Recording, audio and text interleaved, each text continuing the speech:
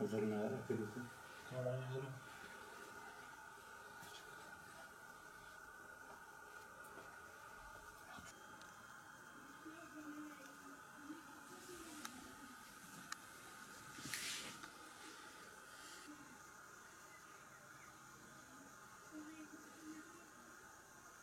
Mesleğim arıcılıktır. 35 yıllıktan bu işi yapacağım. Arıcıları zorluğu da var, kolaylığı da var. Ödül kazandırdım. Geçen sene dünyanın birincisi gelmiştim. Bu sene de Samsun yarışmaya gitmiş. Ondan sonra birinci gelmiştim. Ondan sonraki çok ödül kazandım. Bizim buradaki yaylada çok mükemmel bir çiçekleri var. Havası var. Nem oranı yok. Nem oranı olduktan sonra haber kaliteli çıkmayacak. Ondan sonraki şeyleri, havaları biraz daha fazladır.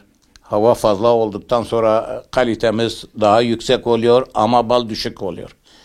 Çünkü bal zamanında rüzgar çıktı, ondan sonra kaliteye ondan sonra düşüyor. O bal kaliteli etmek için organik bir baldır, şekersizdir. Ondan sonra yani şu anda budur, kekiktir. Ondan sonra tam zamanında kekikle, gevenle başka bir değişik çiçeklerimiz var orada, otlarımız var orada, tikenlerimiz var orada.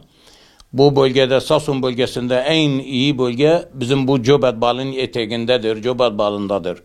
Ondan sonra bizim de burada bir devlet bir katkı yapsa bize, ondan sonra bizim bir 500 metre falan 1 kilometredir bizim yolumuz var. Orada da devlet Allah razı olsun orada yapsın. Arılar orada bırakacağız.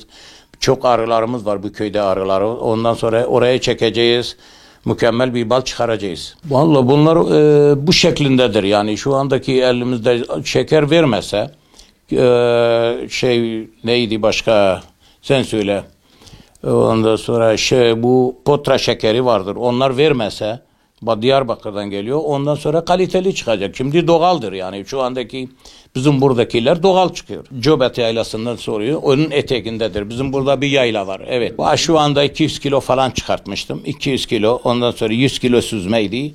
100 kilo da karakovan baldı. Bazıları da sattık. Yani arkadaşlara öyle ondan sonra bazıları da hediye vermiştim. Ondan sonra bu şeklinde biz devam edeceğiz yani bu işte. Geçimimiz şu anda baldır. Ondan sonraki bizim bu bölgede önce tütündü. Tütün kalktıktan sonra arıcılık bir de hayvancılık var. Hayvancılık da terör zamanında ondan sonraki hepsi hem büyükbaş hayvan var. Küçükbaş hayvan satmışlar.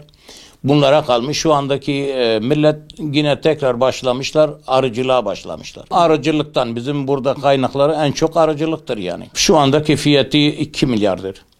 2 milyar yani ancak millette de para yok. Şimdi diyecek fazladır, fazla değeri fazladır da millette para yok yani. Millet de mahcuptur. Ne yapacaklar yani. Ancak bir hasta için alabilirler. Şu şeklinde yani alabilirler. Fazla alamazlar ki bir kotu, 2 kotu. Yağmur dam zamanında 7. ay 15'inde dam bal zamanıdır. 7. ay 15'i bal ondan sonraki tam zamanı gelince yağmur yedi. O yağmurdan sonra rüzgar vardı. Rüzgardan sonra kurudu. İşte kısmetimiz bu kadardı yani.